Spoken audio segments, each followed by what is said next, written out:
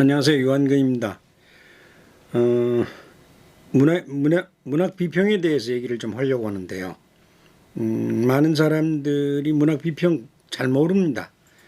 문학 비평이라는 게 있다고는 생각을 하는데 문학 비평이 하는 일이 뭔지 대개는 알죠. 일반적으로는 기존에 발표된 작품에 대해서 평가하는, 비평하는 것을 문학 비평이라는 생각을 많이 갖습니다.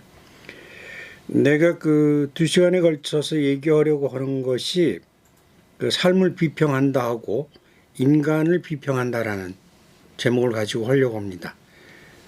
이것이 그 거창하죠. 인간인의 삶을 어떻게 비평하겠습니까? 근데 그 인간인의 삶을 비평하는 것이 문학 평론입니다. 그런 관점에서 문학 비평이라는 것이 무엇인지를 한번 살펴보려는 생각을 가지고 있습니다. 그래서 첫 번째 삶을 비평한다에서는 문학 비평의 정의와 그 삶의 방식을 연결해서 얘기를 하려고 하고요. 그 다음에 인간을 비평한다에서는 비평 방식이 여러 가지가 있습니다. 그래서 비평의 여러 가지 방법에 대해서 인간과 연관을 시켜서 얘기를 하려고 합니다. 일반적으로 비평에 대한 정의를 여러 사람들이 많이 얘기하고 있어요. 그런데 원래는 그 비평의 어원적인 의미가 뭐냐면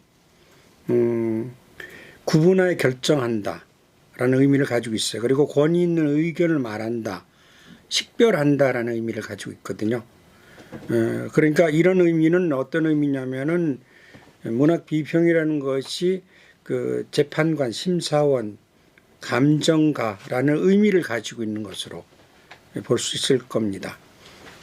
그래서 이 경우는 여기에서 얘기하는 재판관, 심사원, 감정이라고 하는 것이 문학 작품에 대한 재판관이 셈이죠.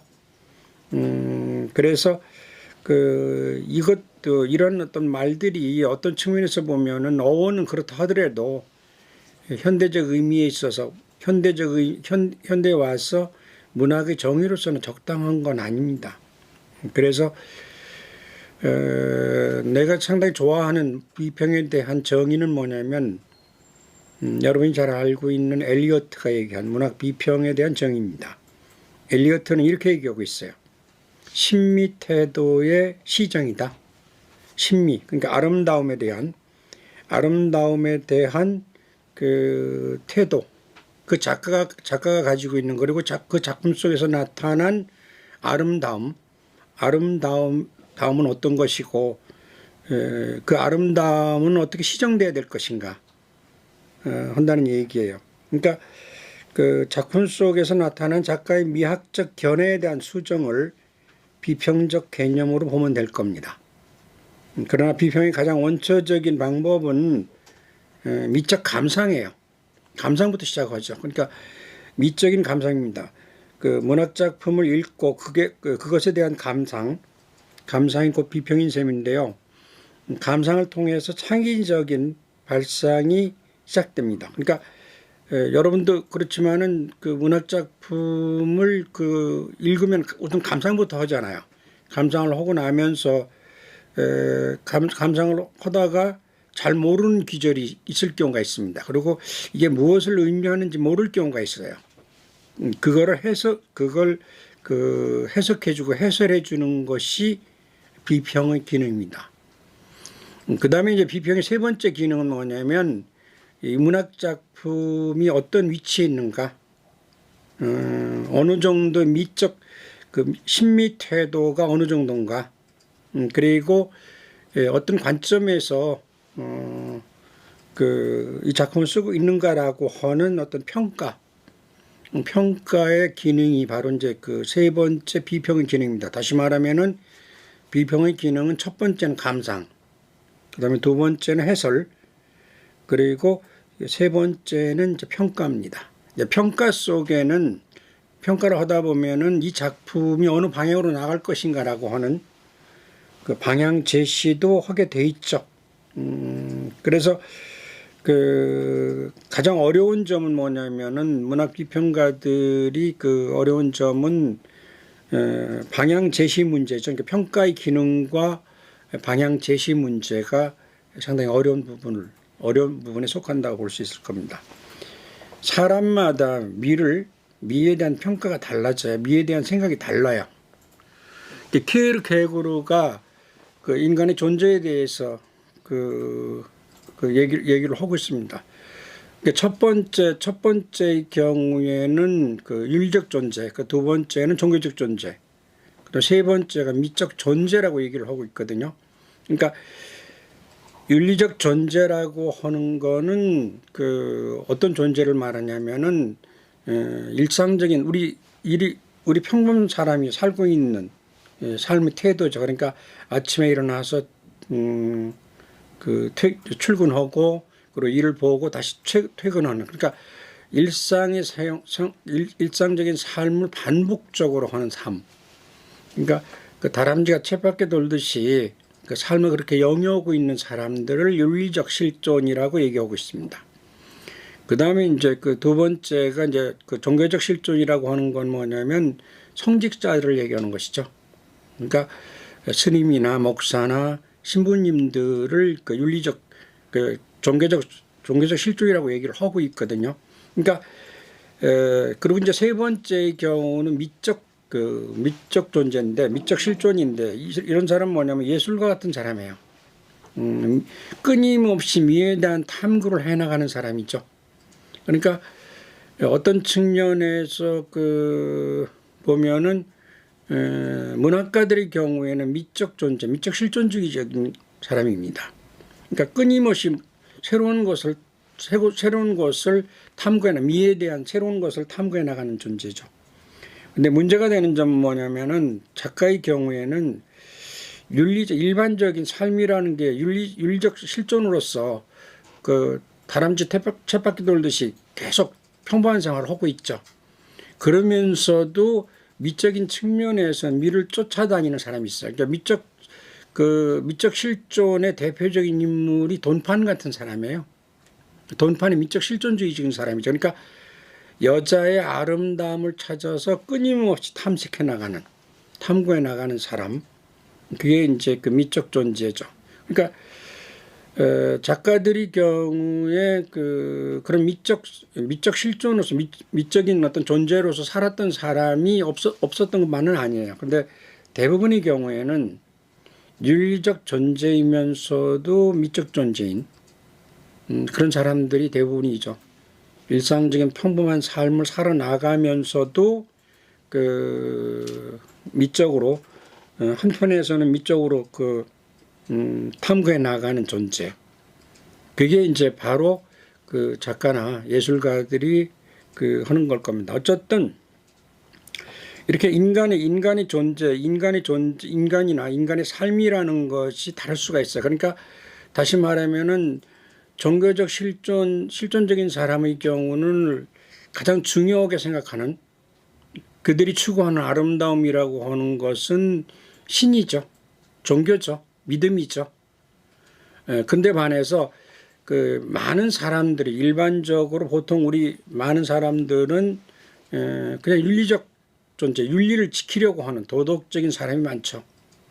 평범하게 일상적인 삶을 사는 사람들, 그것이 가장 아름다운 절대치다라고 생각을 하는 경우가 일반적인 삶입니다. 근데 이렇듯이 문학 작품에 나타나고 있는 세계에 대해서 비평하는 것이 바로 문학 비평입니다. 앞에서 말한 엘리어트의 신미 태도의 시정이라는 것과 함께 한편으로는 스코트라고 하는 사람은 문학 비평의 방법과 재료라는 데에서 비평의 개념을 여러 가지로 얘기하고 있어요. 첫 번째는 오류 찾기. 문학 작품의 오류가 뭐가 있는가. 그 다음에 두 번째는 칭찬하기. 좋은 점은 칭찬해야 되겠죠. 그 다음에 세 번째는 비교하고, 그 다음에 분류하고, 그리고 마지막에 판단하는 행위. 이것을 그 스코트는 비평의 개념으로 봤습니다. 결국 이 얘기는 뭐냐면은 문학 작품을 감상하는 차원에서 문학을 감상을 먼저 허물로 해서 오디오 찾을 수 있고 칭찬도 할 수 있고 비교할 수도 있고 판단도 할 수 있고 분류도 할 수 있는 겁니다. 이렇게 스코트라는 사람은 이런 비평의 기능이나 개념에 대해서 얘기를 하고 있습니다. 저는 문학 비평을 시작한 지는 상당히 오래됩니다. 그러니까 한 40년간 문학 비평을 해왔습니다. 젊었을 때부터 문학 비평을 해오면서도 늘 느끼는 게 문학 비평이라는 것이 문화권에서 어떤 위치에 있는가라고 하는 이 부분에 대해서 상당히 고민을 많이 했습니다. 과연 문학 평론이라는 것이 문화권 속에 문학 안에 들어있어야 되는가 하는 문제예요. 그 얘기는 뭐냐면은 많은 사람들이 대학에서 강단 비평이라는 말을 하죠.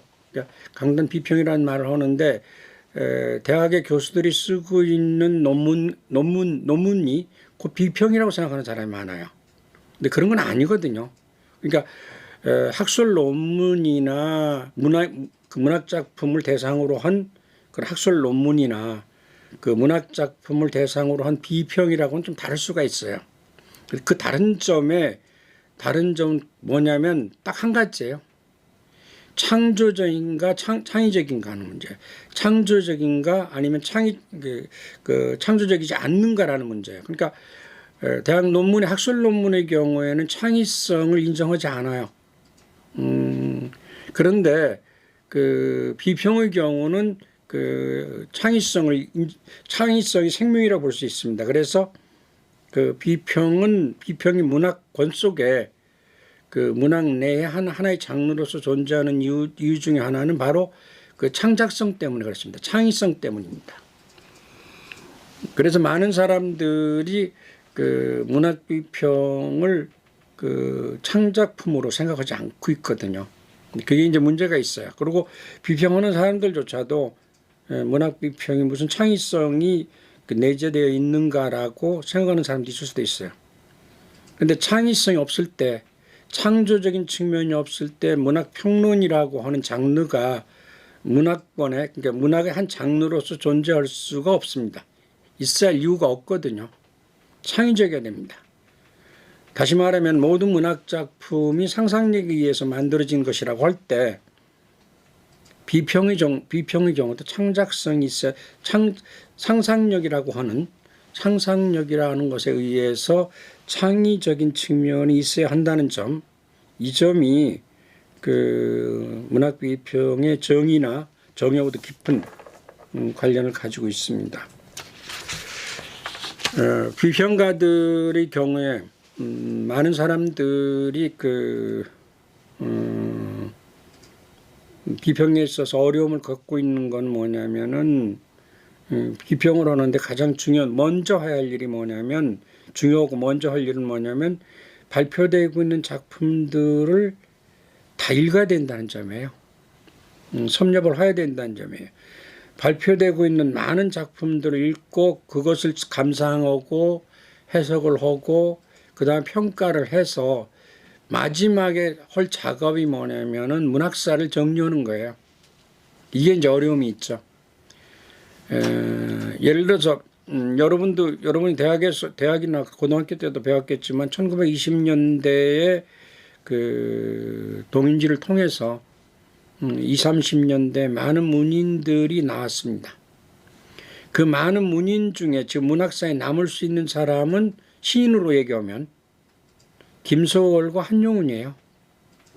나머지 그 당시에 같이 활동했던 많은 작가들이나 시인들 중에 우리 문학사에 거론이 되고 인정받고 있는 시인 두 명밖에 안 되거든요. 그런 문학사적인 일을 문학사의 기초적인 작업, 문학사를 만들기 위한 기초적인 작업을 하는 사람이 문학비평가입니다. 그리고 나서 이제 문학사가들이 문학사를 다시 기술하게 되죠. 그러니까 마지막에 하게 된 경우로 볼 수 있죠. 그러니까 그 얘기는 뭐냐면 평가라는 것이죠. 평가인데 그 평가라고 하는 것이 사람에 따라서 앞에서 얘기한 것처럼 미에 대한 판단이나 미에 대한 그 평가가 사람마다 다 다르기 때문에 그런 친미 태도가 다르기 때문에 다른 결론이 나올 수도 있거든요. A라는 작품이 있다 했을 때 그 A라는 작품을 보는 사람들, 어떤 사람의 경우는 그 작품이 좋다고 하는 사람도 있을 수 있고 어떤 사람은 그것이 안 좋다라고 하는 그 사람도 있을 겁니다. 그러니까 물론 문학 비평가의 경우에는 왜 이 작품이 좋은지, 왜 이 작품이 안 좋은지에 대한 그 비평적 근거나 논리적 근거를 제시해야 됩니다. 그래야만이 그 설득력이 있죠. 그러지 않으면은 설득력이 없게 되죠. 없게 되죠. 그래서 나름대로의 논리적 근거를 가지고 그 얘기는 하고 있지만 그 논리적 근거라고 하는 것 그 자체가 신미 태도이기 때문에 다른 사람들마다도 다를 수도 있어요. 그리고 그 논리라고 하는 것이, 이론이라고 하는 것이 당대에는 각광을 받았지만은 후대에 들어와서는 그것이 인정을 받지 못하는 경우도 있을 수가 있거든요. 그러니까 그런 척도를 가지고 문학 작품을 비평을 하고 판단을 했기 때문에 후대에 가서는 다르게 나올 수도 있는 점, 이런 점들이 생길 수도 있을 거라고 보아집니다.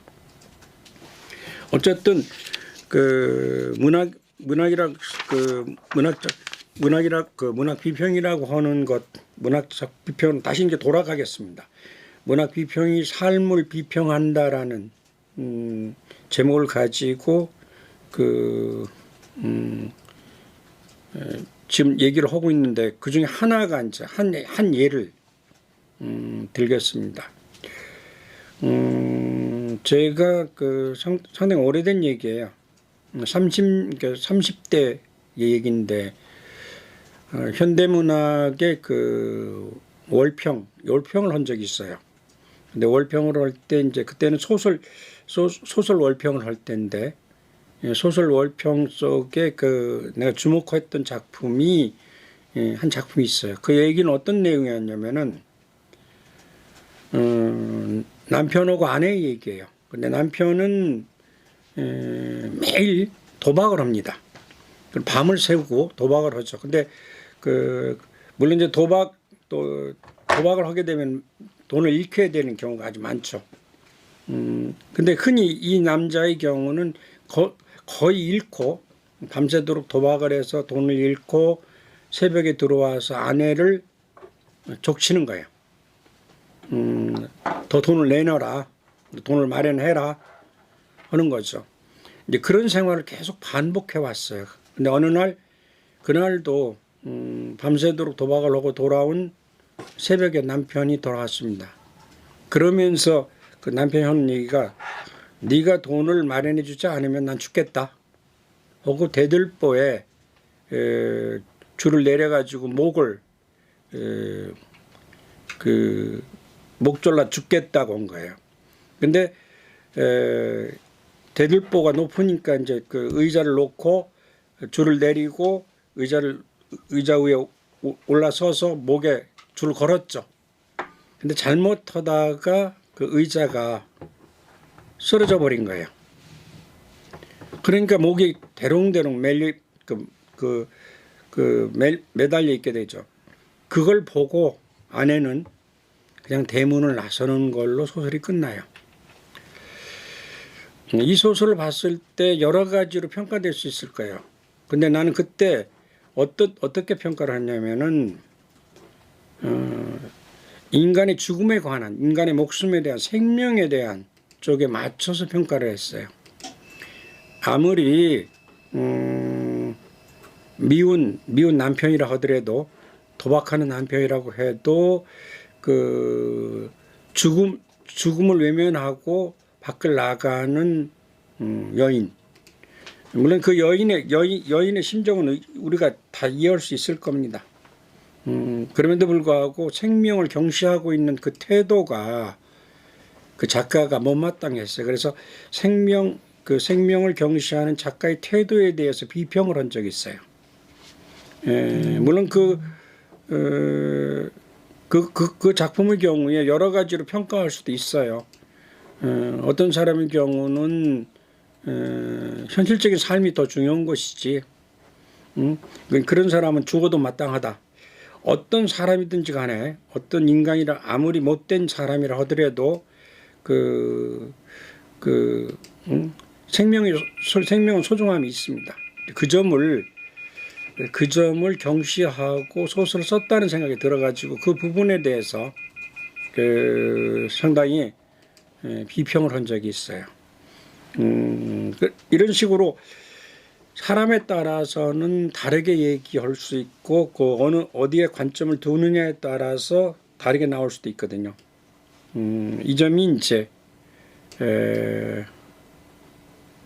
바로 이제 그 신미, 아름다움을 어디에 가치를 두고 있느냐에 따라서 달라질 수 있을 겁니다. 앞에서 얘기했던 것처럼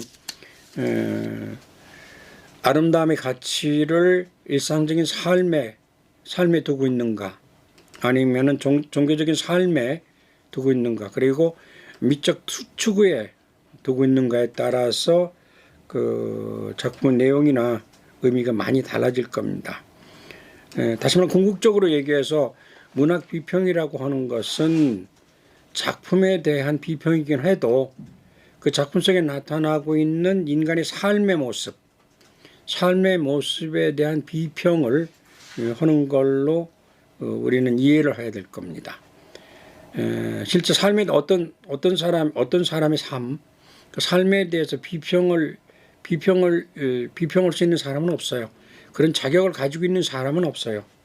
하지만은 작품 속에 나타나고 있는 그 작가나 그 미에 대한 그 비평은 충분히 할 수 있을 거예요. 이런 삶이 아름답고 이런 삶은 아름답지 않다라고 하는 평가는 누구도 할 수 있을 것으로 보아지거든요. 다시 말해서 비평이라고 하는 것, 문학 비평이라고 하는 것은 작품 속에 나타난 신미 태도, 아름다움을 바라보는 어떤 삶에 대한 비평이다라는 생각을 가지면 괜찮을 것 같습니다. 다음 시간에 바로 이어서 그 인간을 비평한다라는 쪽으로 강의를 하도록 하겠습니다. 잠시 후에 뵙겠습니다.